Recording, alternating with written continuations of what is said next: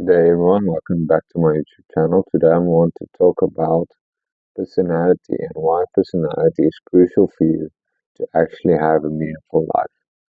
So, and specifically, why discovering your personality might be one of the most important things you can actually do in your life. And I have done in my life to actually figure out what my personality is. And I would say and testify that truly that my life is better because I really understand my personality, which is part of who I am. And if you actually know who you are, if you actually understand who you are and your personality, you can actually be the person that God has created you to be. So now I know what some of you might be thinking that, for example, personality tests are a bunch of BS. And honestly, I get it. A lot of them are inaccurate or they're just designed to put you in a box. But here's the thing, that doesn't mean personality itself isn't real because everyone has a personality. Everyone can see that they have a personality. Everyone can see that they are sometimes not the same, they don't have the same personality traits as their parents. So that shows you that personality is real. There is something like personality. So it doesn't mean that personality isn't real. So therefore, it's still very important, very crucial to understand your personality. But go back to what personality test is the best you can use, scientifically based, and which a lot of psychologists use, and that is the most or the best test that you can take actually. So yeah, we all have one.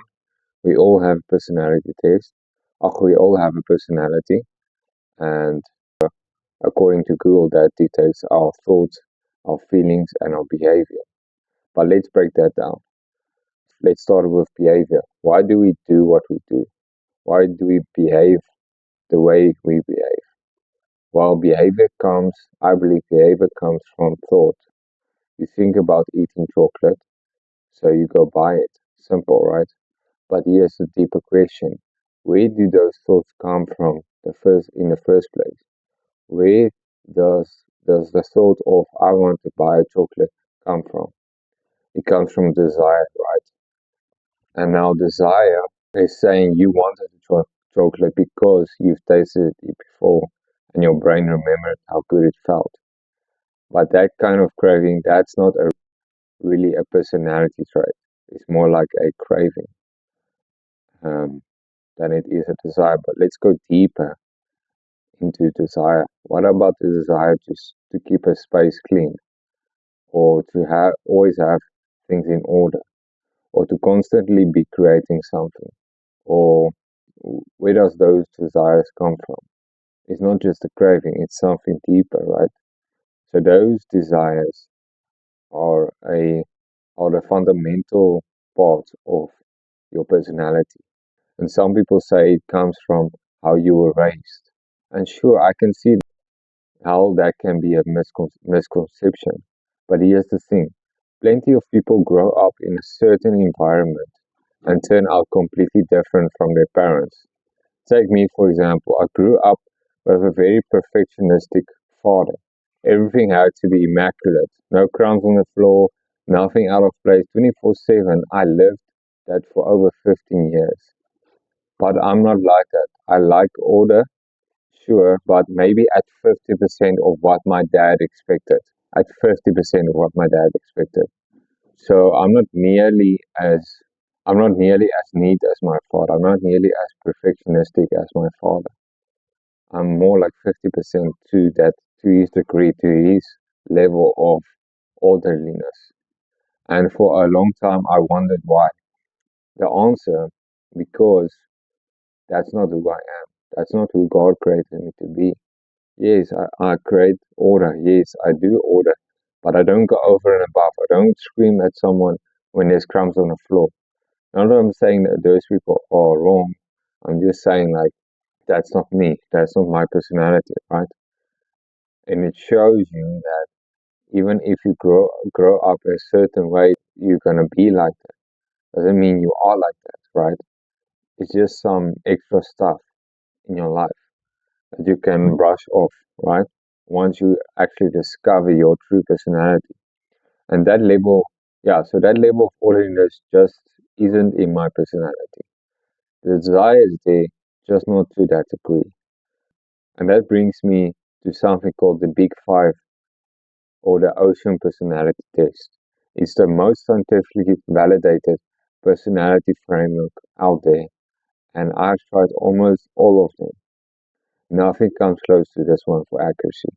So Ocean stands for openness to experience, conscientiousness, extraversion, agreeableness, and neuroticism. That trait, that trait I was just describing, the orderliness, derives from the structure that falls under conscientiousness, and it goes way deeper than just being tidy. So my father had a high level of conscientiousness, and my level of conscientiousness is more like medium because I have done the test before, actually Peterson test, and my conscientiousness is medium. So it's not at that level. Some people that I know are also high in conscientiousness. Some people are low in conscientiousness, and that's why we need people to help us, like my father, to help some of us to be more orderly or to do things more orderly. So it's not necessarily a bad thing to be high in conscientiousness. And there's also a lot of other things that goes into that, right? It's not just being tidy. It's a lot of things. But I genuinely recommend you take the test. There's a lot of free versions, and then there's also a more in-depth paid version. Paid version. I did the one from JP, from Jordan Peterson, and it completely opened my eyes to who I actually am. Since then, I've built my life and my career around my real personality. And for the first time, I feel like I'm living authentically.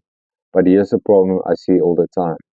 Most people never take the time to understand these five traits of the ocean personality structure. And because they don't, they can't connect the dots between who they are, what they want, and how they communicate, and why they do the things they do. So this I believe is a big issue that most people have.